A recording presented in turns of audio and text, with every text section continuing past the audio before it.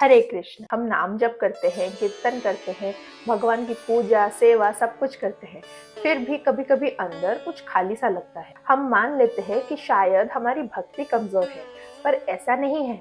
शास्त्र इसके बारे में कुछ और ही बताते हैं। भक्ति कम नहीं होती, बस ढक जाती है।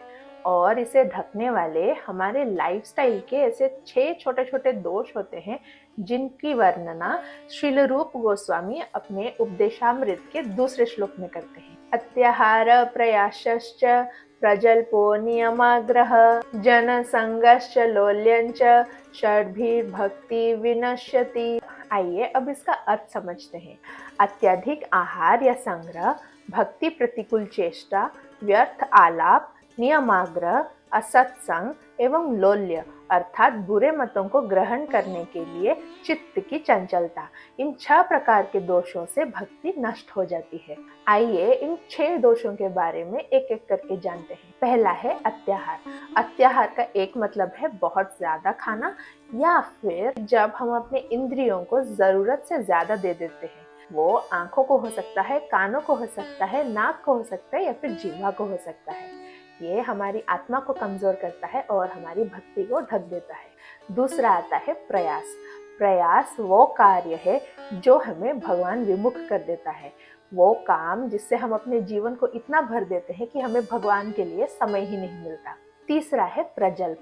प्रजल्प यानी जब हम अपनी जीवा से संसार की बातें इतनी कर देते हैं कि हम भगवान का नाम लेना ही भूल जाते हैं। दूसरों की चर्चा, निंदा, अपवाद इस सब में लगे रहते हैं और भगवान को भूलते जाते हैं। चौथा है नियमाग्रह।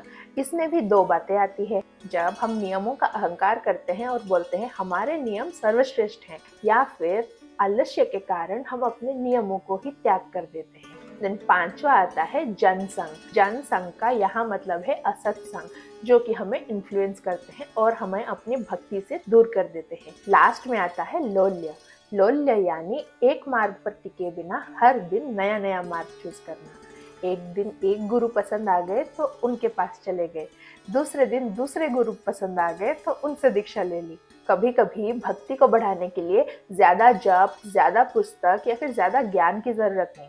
कभी कभी कुछ चीजें जोड़ने से ज्यादा कुछ चीजें हटाने में से ही भक्ति बढ़ जाती है। जैसे जैसे ये 6 दोष हमारे जीवन से हटते जाते हैं, हम भगवान के और निकट चले जाते हैं। आइए आज ये नियम लीजिए कि इन 6 दोषों में से आज एक दोष का हम अपने जीवन से त्याग करेंगे। क्या पता दिन व दिन हमारी भक्ति गहरी हो जाए और हमें भगवत प्राप्ति हो जाए।